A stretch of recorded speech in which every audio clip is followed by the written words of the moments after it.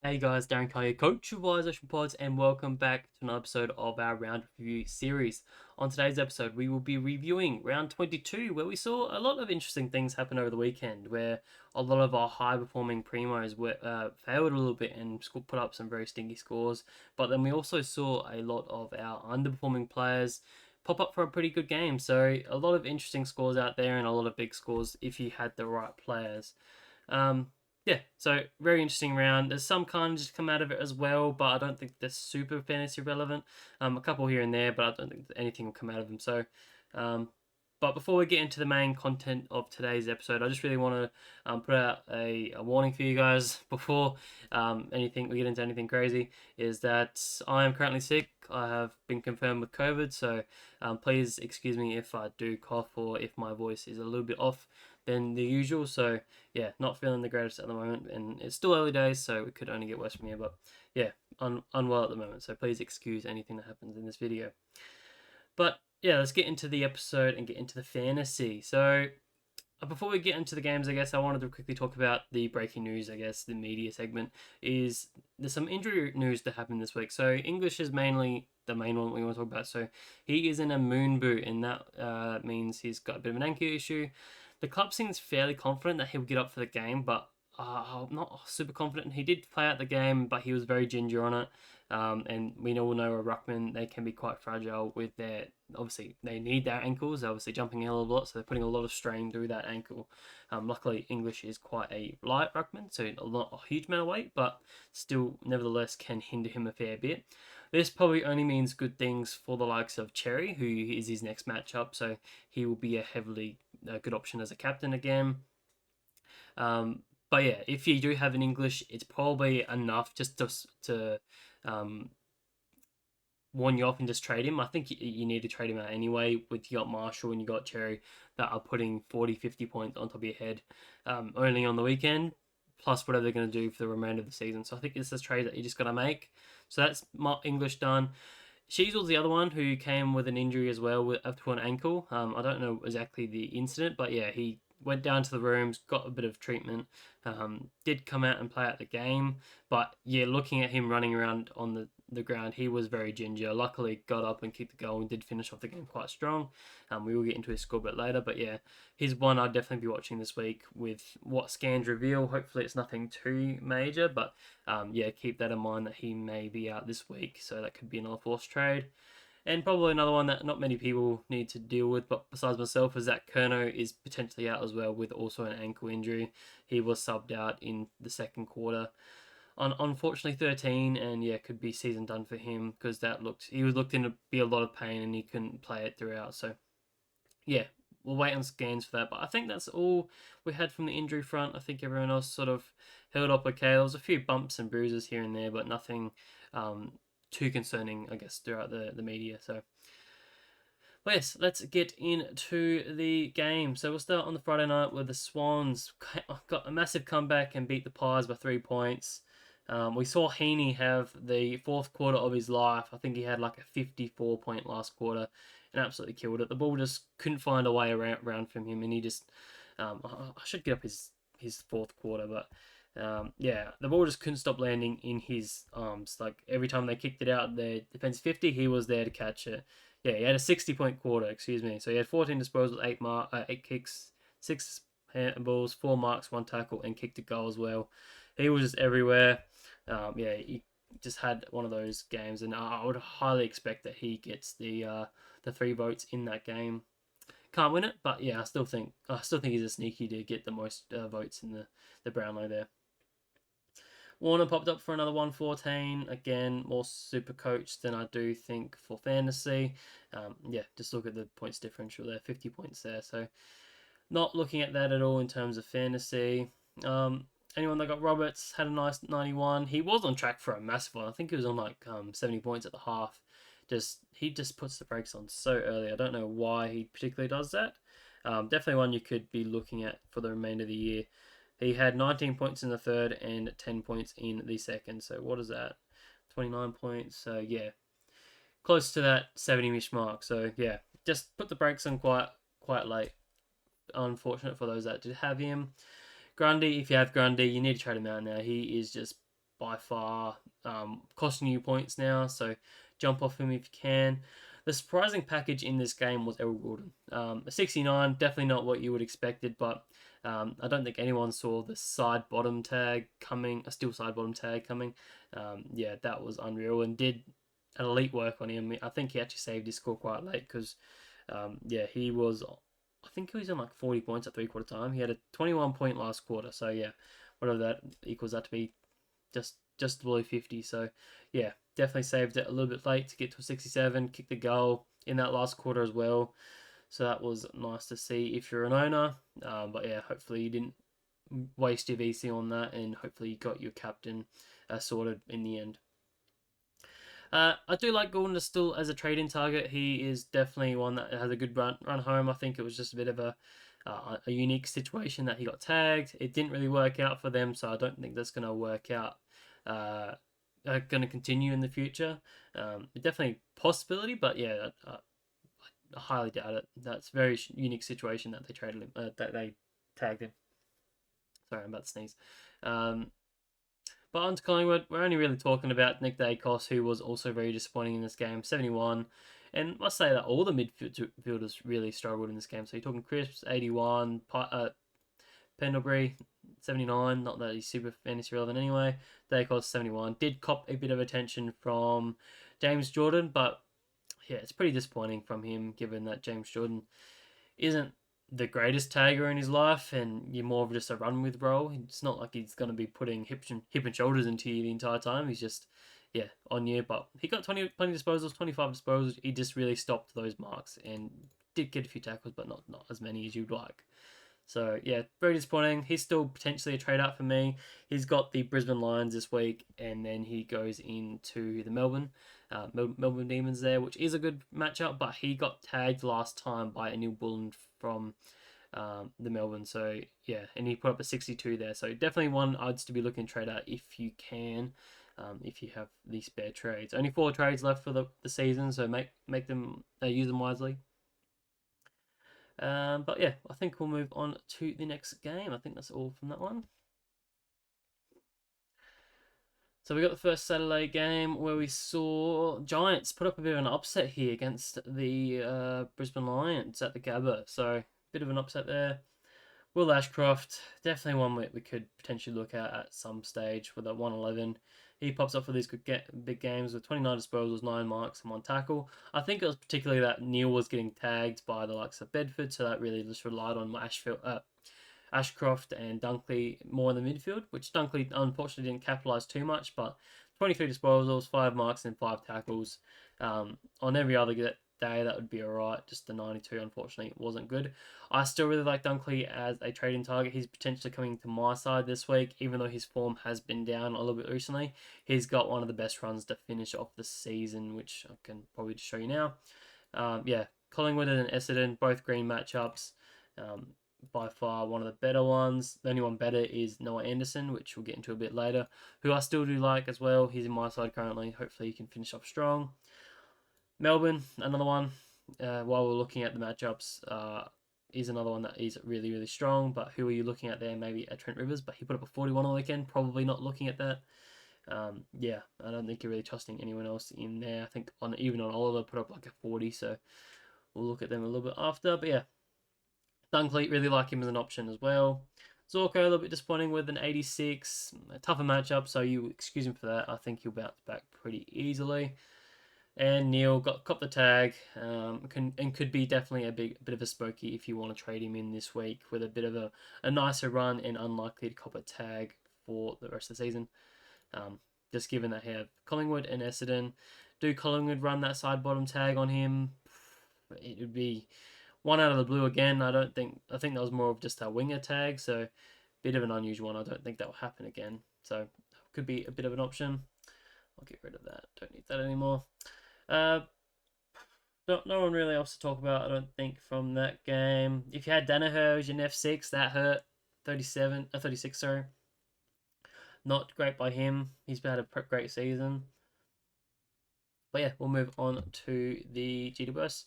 Tom Green put up a 98. Probably a little bit unders, but it was a tough matchup, so probably better than expected in the end. You probably would be happy if you traded him out. I traded him out 2 weeks ago, so I'm not too fussed for that just yet.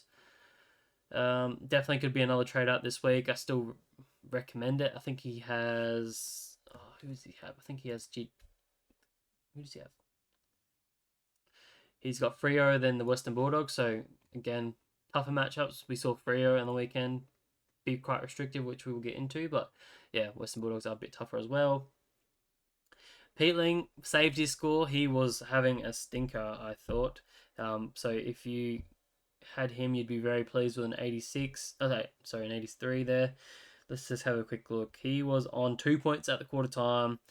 Came back with a 32-point second quarter, 24-point for third quarter, and then finished off a 25-point quarter. So just started slow in the first, really couldn't get anywhere near it. So yeah, that definitely could have been a ton on the table if he started earlier. So that's decent if you traded him in.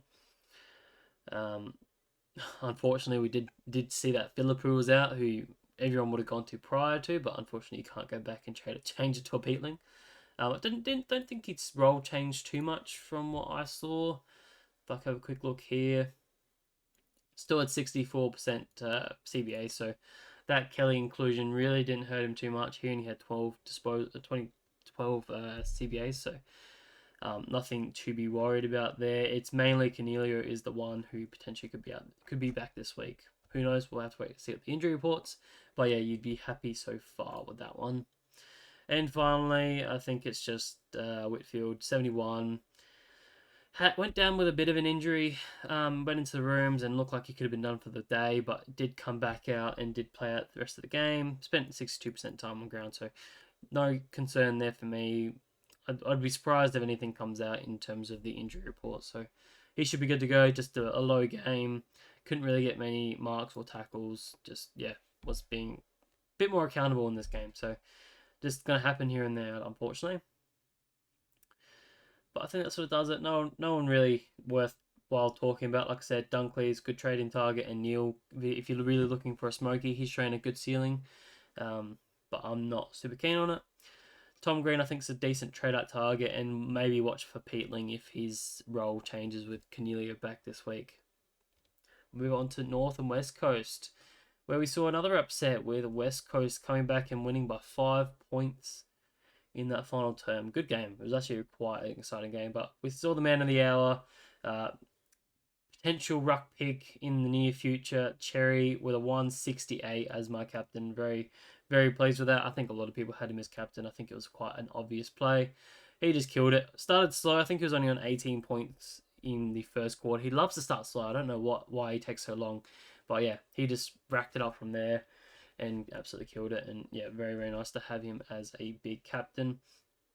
And probably one you need to put in your black book to start next year. If he's can find this form and continue this form into next year, he is going to be a very, very damaging ruck, and one you probably want to have all season. So yeah, definitely one I'll be looking at, but will be well over $1 million next season, averaging what I think 115 at this point in time.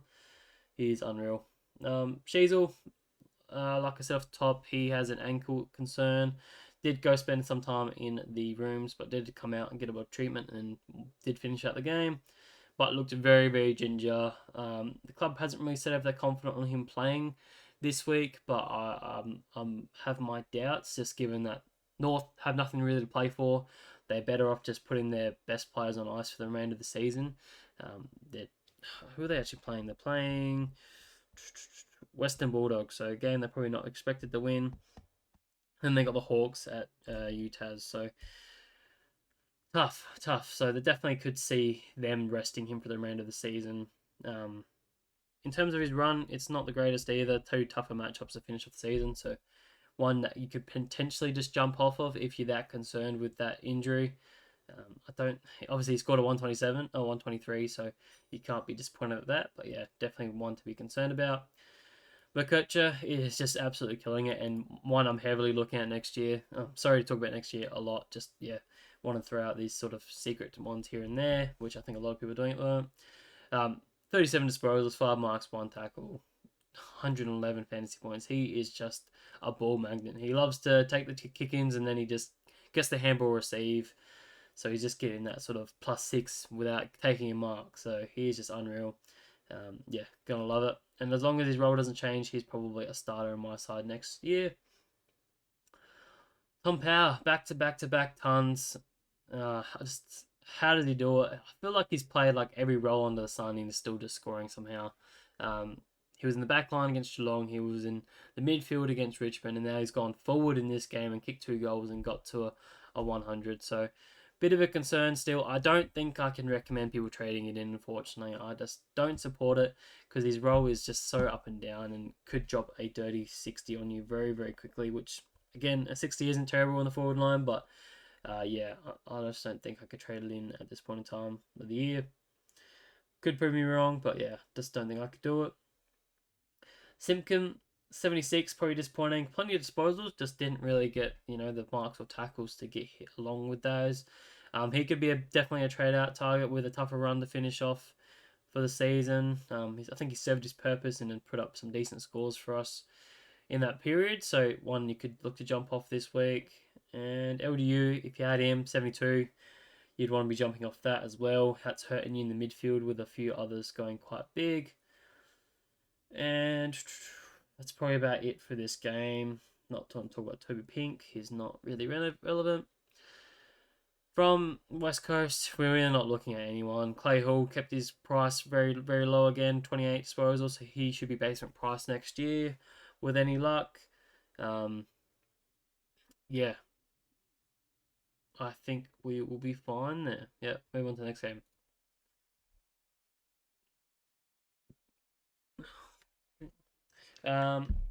We saw, oh my goodness, Geelong and Fremantle. Geelong won there in a tight game. So we saw Luke Ryan to turn into form 152. I don't want to see any comments in the comment section saying if you can trade him in. I could not recommend it. I would not do it. Um, just given the tougher run to come, he's got GWS and then he has Port Adelaide. 2 tough matchups. I just don't think I could do it. And they both lost both of these games that where he has gone well.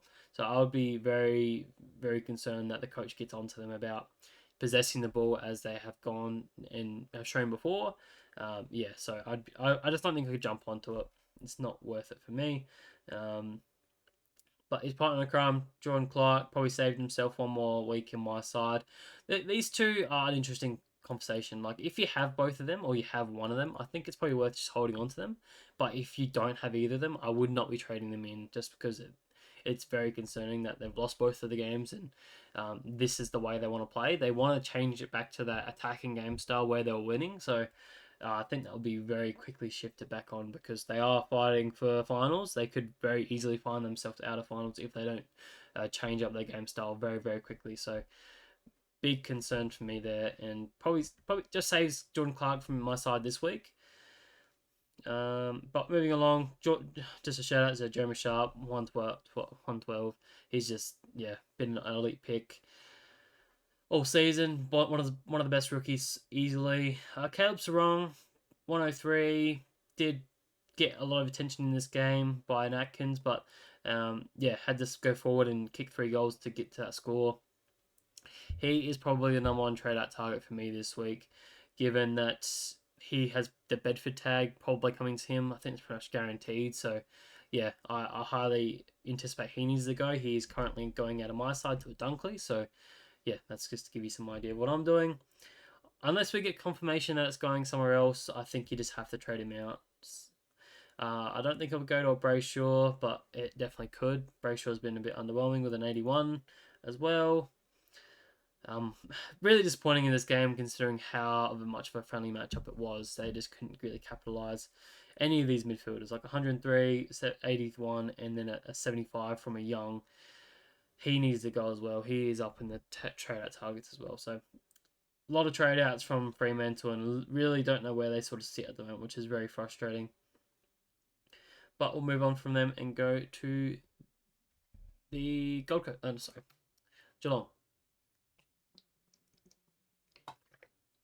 Alright, Myers top scored as sort of expected. Away from home, he just loves the open space and just gets his hands on the ball. So that's something that we need to watch out for the remainder of the season. I don't think he plays it's hard to sort of look, but he plays at Marvel this week against the Saints, so that should be another good matchup. And then he finishes off against the Eagles at home. So maybe you don't want him from the Eagles game, you want him for this game. So if you have him, I'd hold on to him. But if you don't have him, you probably don't need to trade him into it. I think we have better options like a Poo if he's back, more if you don't have him. So yeah.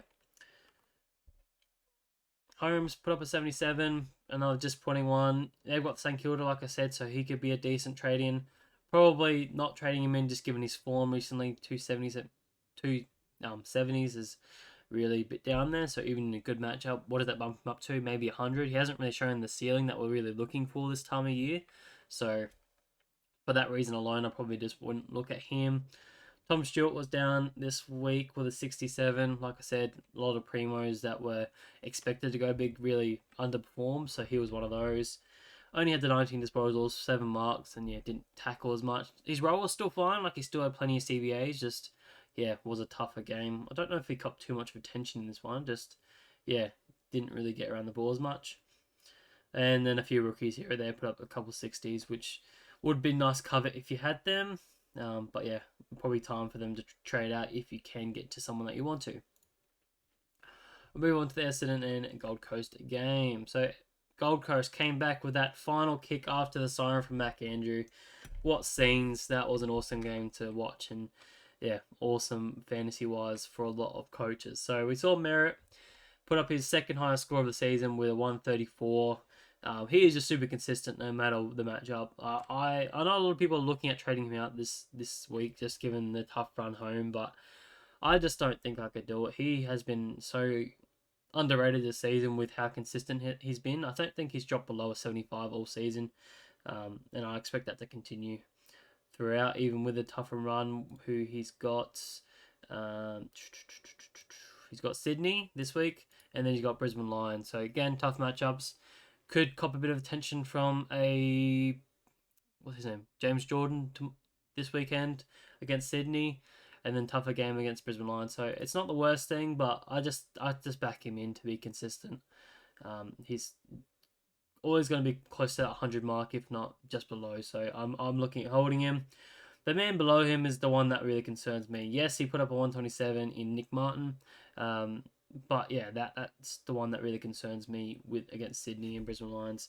His form of recently has been really poor. I think it was just this was a really nice matchup for him as we sort of expected, and yeah, he really capitalized on that. So just a bit of a what's it called, a flat track bully. He likes to go on those easy matchups, but when the times get tough against tougher opponents, he just is nowhere to be seen and doesn't really get it done. So he isn't another one you could look at.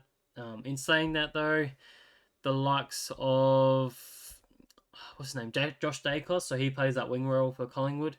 He scored a 8.98 against Sydney on the weekend, so maybe it means that you could hold on to Nick Martin this week, given that he does play sort of that wing role, some halfback, so should be okay there. So this week should be fine. Next week maybe is one I'd look at. So just my thoughts there. Not really looking at Parrish. I don't know really why he's highlighted, but I guess it's probably a discussion that we need to talk about in Jai Caldwell. Very, very poor again, 62. His last month of footy had been very, very poor, and it all comes down to CBAs, in my opinion. So if you look at his CBAs, if I can find that here, since Parrish has come in the last 3 games, his CBAs have dropped quite significantly. So 34%, 67%, and 50%. So really, really disappointing, and it really shows you why his points are fallen off. So when he was getting these 70% CBAs and higher, he was getting these 120s, 140s. But then I think it's a mindset for him. He's dropped back to these 50s, and he's just not getting the ball. Whether it was tough matchups a little bit here and there, I probably should just bring it up as well on here. Sorry, give me a second, guys. Jack Caldwell matches here. So looking back here, they were easy matchups, I must say, and the last couple have been tougher. What the hell? And it's only going to get tougher again. On the weekend, it wasn't tough. He just couldn't get around the ball for some reason. So he is possibly a trade-out target if you're really, really in a luxurious position, you could probably jump off him to someone else. Definitely could do that. He's got plenty of cash on his head. You can do that to anyone if you want more. You could definitely downgrade to him even. So he's probably the easier one to jump onto. So definitely could be one that you want to trade out. He is in my trade out targets, but I don't think I'm in that luxurious position. But if I was up there, top 10, fighting for a hat, fighting for a car, it's definitely a move I'd be looking at if my team was in that position. That's probably enough for that one. We'll move on to the next boys. So Anderson, 94. It just seems to be Rao that's sort of doing all the point scoring at the moment. He's doing the tackling. He's getting a few marks, plenty of disposals. So be interesting to see how this one goes. But Anderson, 94. Probably disappointing in an easier matchup. Back at home this week, so definitely could be a decent trade-in target. We know he's ceiling at home. Could be anywhere from a 140 to 150. Could also be a 120, but yeah, hopefully shooting for the stars there. And same with Flanders. I don't think you really trade him out. I think he's easily in the top 3 forwards, so no concern there for me. And yeah, no one else really here to really talk about, I don't think. Just scanning through the names. No. We'll move on to the next game. Sorry guys, I'm trying to get through this as quick as possible. We saw Port win against Demons by 2 points and a bit of a closer one than expected. Max Gorn would have put an 118. Good matchup. We thought he'd go well. Just hopefully you don't have.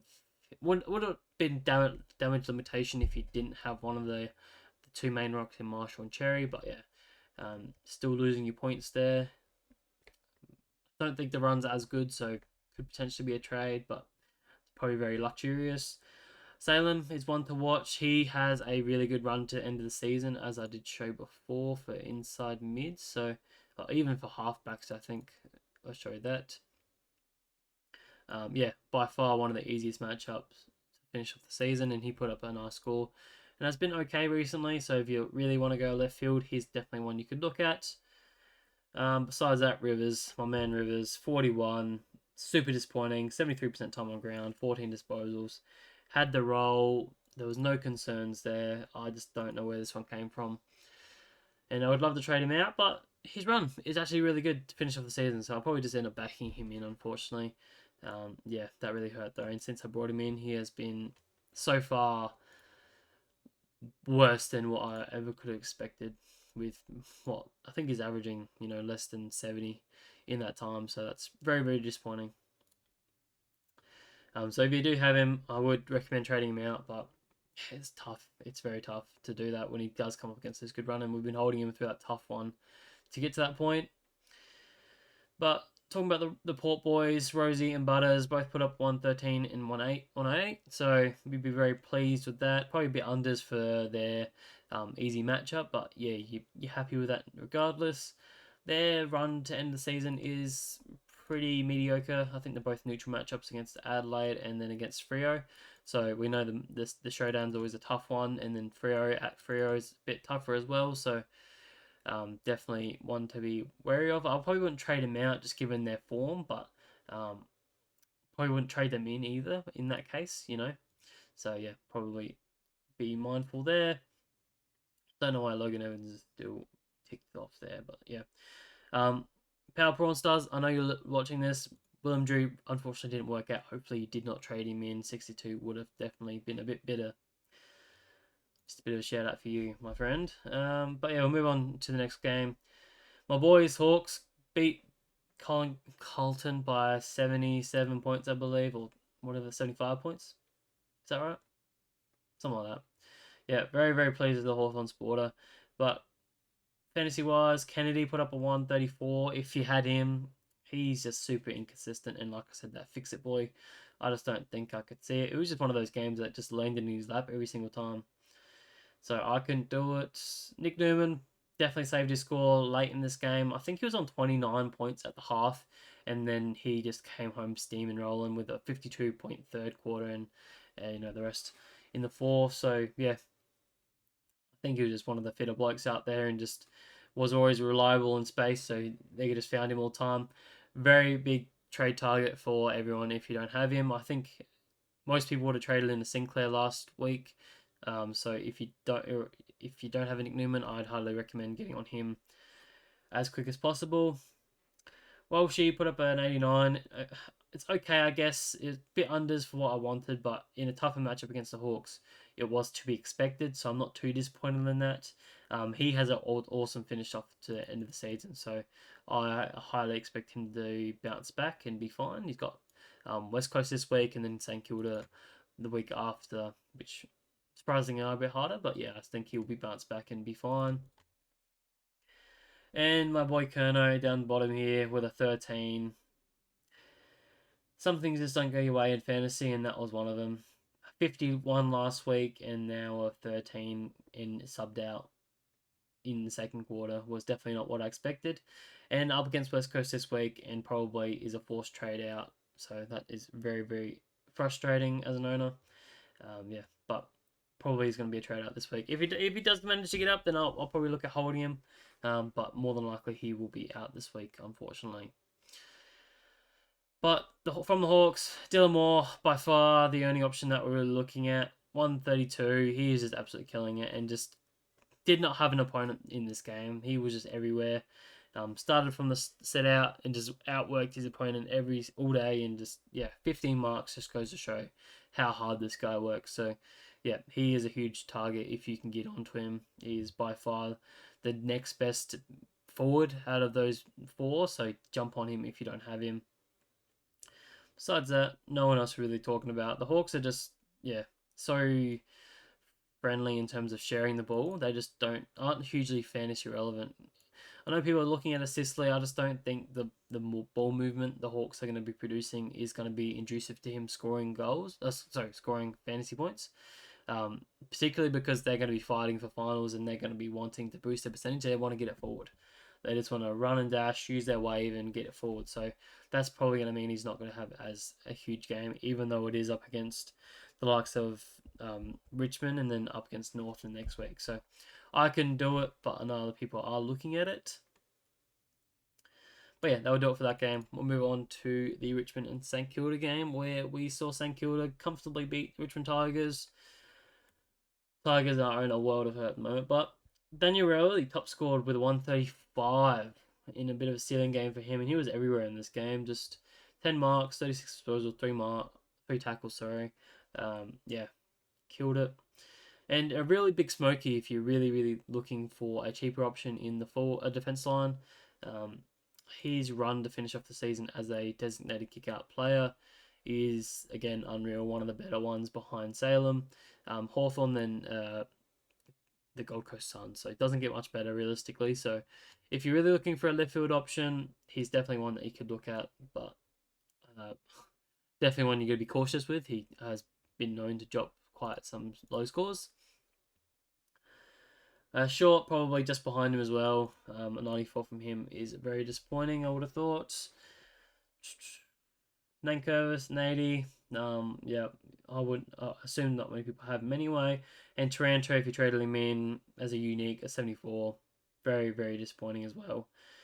Probably not worth the trade given the run. Oh, it's tough because he's got Horse this week, so that's a really tough matchup. But you've traded him in for a reason to be unique. I think you just back him in. Was a bit of a poor day. Didn't really get the marks and tackles that you would expect from him. Being that it was a weird game. I think this was the lowest tackling game that I saw since 2006. I think the stat I saw. So definitely don't expect that to be repeated. And he should bounce back for sure. So probably just hold on to him. I think you have other priorities, unfortunately. But onto the Saints, who are very, very friendly for fantasy. Rowan Marshall did it again, and probably should have been bigger, honestly. 0 tackles from him is very, very bizarre. Very opposite scale to the likes of Cherry, who had 12 tackles. Marshall's getting the marks done, so yeah. And kicked 3 goals as well on that, so would have been very happy with that if you had him as captain. 140, you're taking that every day of the week. Sinclair back at number 2 with 116. He is just in flying form and was everywhere in this game as well. Linking up in defense and then linking up in the midfield as well. So he's a really good target if you don't have him to finish off the season. Tougher matchup against the Hawks as a midfielder, but as a defender, he should be okay, I'd say. So Expecting sort of just an average 100 score. I'm not expecting a huge ceiling score from him in this game. Paddy Dow was a surprising packet in this one where he did have a lot of CBAs and did put up a nice 101. I just don't think it's not fantasy relevant this year, but definitely one to watch for next year is all I wanted to say. Jack Steele with a 99 was probably a bit disappointing in an easier matchup. Just couldn't get his hands on the ball as much as some of those other midfielders. It was just a very different day, and in a normal average game, he probably would have put up a lot more tackles and would have got that score to a 110 if not a 120. So yeah, still happy with him. I still think he's a huge trading target. I think he's the number one midfield target to go through. We'll show that a bit later, but yeah, definitely one I'll be looking at. Wang, he was on target for a big score and really put the brakes on late again. If I believe that's the case, I should really double check this. So he was on 48 at half, so I guess it wasn't too bad actually. Only had 10 points in the last quarter, so definitely could have been a lot bigger and left you a bit wondering what could have been, but yeah, you're not going to be too fast with the 90 at the end of the day. And we'll finish off with the last game where we saw a massive upset by the Adelaide Crows and beating the Dogs by 40-ish points. We saw Dawson back in form, 126, and could be a bit of a smoky if you're looking for a different option. His run is very hard though, as I have said for the last couple of weeks. Port Adelaide, then Sydney, so two very, very tough matchups and could potentially cop a tag at some point. So I'm potentially not doing it. I won't be doing it. But yeah, you'd be very pleased with the 126. Laird in a fully halfback role did not have a single CBA in this game, so definitely something that we got to keep a monitoring of in the final two games to see what's happening next year, because he probably becomes defender eligible early on in the season next season. So yeah, definitely something to consider. Keys with the 106. If anyone still has him, you'd be very pleased with that. Besides that, I don't think we're really looking at anyone else. Rankin was maybe the one that maybe people jumped on after the Philippou news. So 45 definitely wouldn't be something that you would be happy with. And it's tough because his CBAs were there. Like, he actually had CBAs in this game. Where is it? Wasn't many, but he definitely still had some. So yeah, just couldn't really get his hands on the ball, unfortunately, in this game. So probably a line through him for the remainder of the season for me, but definitely one you could look for next season. And the one I want to talk about was Dan Curtin for next season, particularly as well. He had a lot of CBAs in this game, so they're trying a few things out with him. And yeah, definitely could be one to watch for some point later in the season. I don't know where he is. Oh, there he is. Yeah, he had 46% CBAs in this game and has been slowly drip feeding them recently. So yeah, definitely one I'd be looking at next season because he should be close to basement, I believe. Just not Durden. His average is 25.8, so that should be basement there. As long as his next two games aren't going to be too huge, he should be very, very cheap for us. And he gets the discount as well, I believe, with only under 10 games. So he's definitely one I'm looking to lock away early next season. Yeah, and we'll move on to the final club, and the Bulldogs. They had Bontempelli with a 126. Very, very pleased with that. Kicked 2 goals, 26 disposals, 7 marks, and 6 tackles. No concern from me with him. Tougher matchups to finish off the season, as I said last week, with North and GWS to come. GWS may do a bit of a tag role on him with Bedford. I do think Bedford's a bit small for him, but definitely some big concerns with maybe Treloar in both of these games. I think we saw the likes of North tag him last time. If I go back to Treloar and look back at his last game against North, he had an 84. So I think that was the game where the likes of Phillips went to him. So bit of a concern there for me with that one because Phillips is actually playing in the side. So it could cop a bit of attention from Phillips in this game. And then a Bedford is a very similar mould as well. So could I call it a trade out? You probably can't call it a trade out given how consistent the likes of a Treloar has been. But if you're really looking for that ceiling, I don't think Treloar's where you want to go and could potentially be one that you want to trade out if you're really bullish that he gets tagged in these games. We spoke about English already. The 96 there was probably a bit flattering. He was very easily beaten in this hit out game. 58 hit outs to 16. That is just unreal. English is just not a tap ruckman. He is just there to be a third midfielder or fourth midfielder, whatever you call it.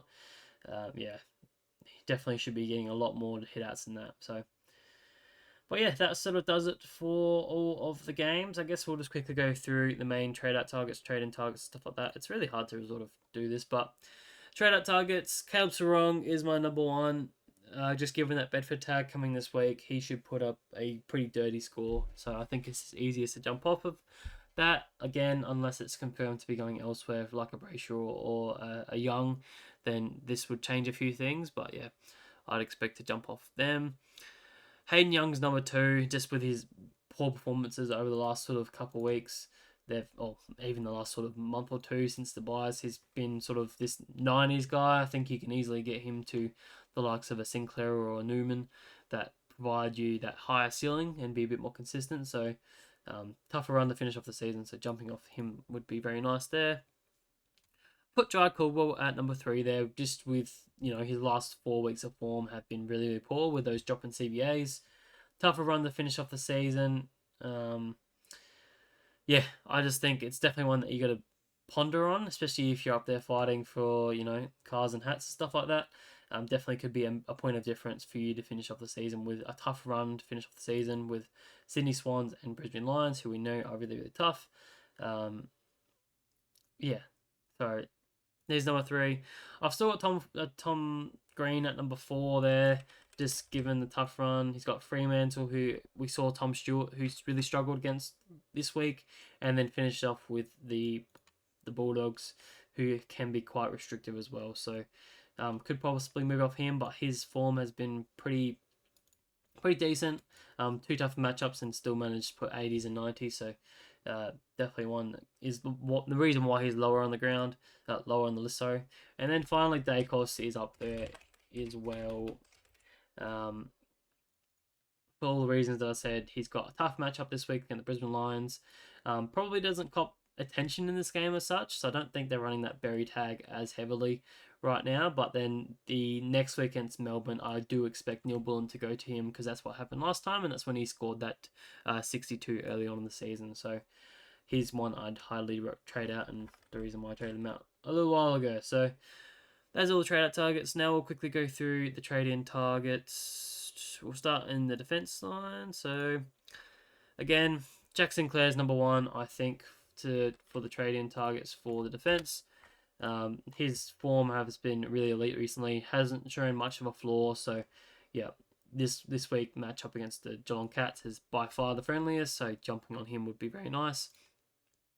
Nick Newman's just behind him against West Coast. Again, should be a very nice matchup, but is a little bit of a tougher matchup against the Eagles because it should be mostly in their forward line. But in saying that, the Blues aren't looking the strongest at the moment with a lot of injuries going on, so they could heavily rely on a Nick Newman.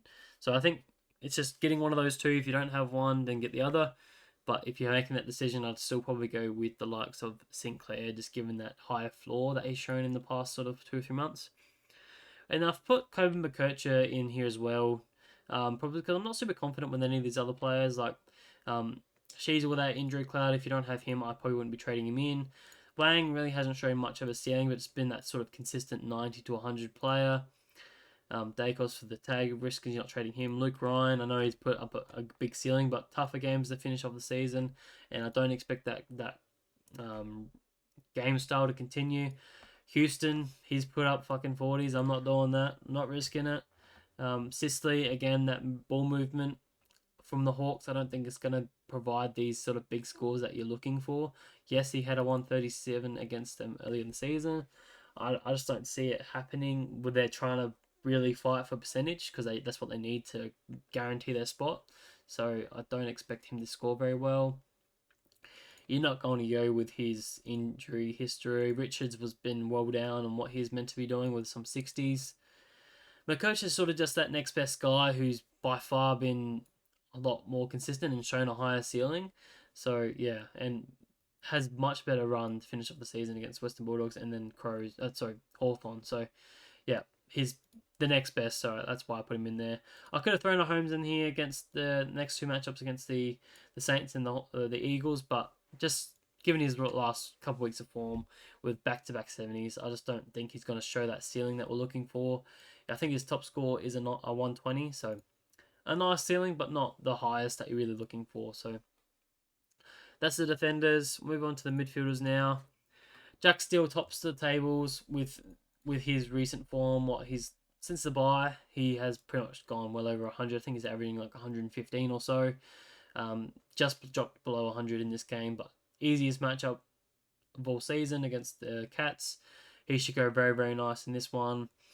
Then you got Noah Anderson as well. At home, we know he is very, very good at home. So I don't even know if I can show this. His venue average. People's First Stadium. No, it's not the greatest, but yeah, he averages much, much higher at the People's First Stadium than he does away. So he should have a pretty high ceiling game in this one. Against who is he against again? He's against Melbourne, who are also a very, very friendly matchup. So that should work out really, really well for him. Then you get into the more expensive options like a Josh Dunkley, who I am trading in this week more than likely.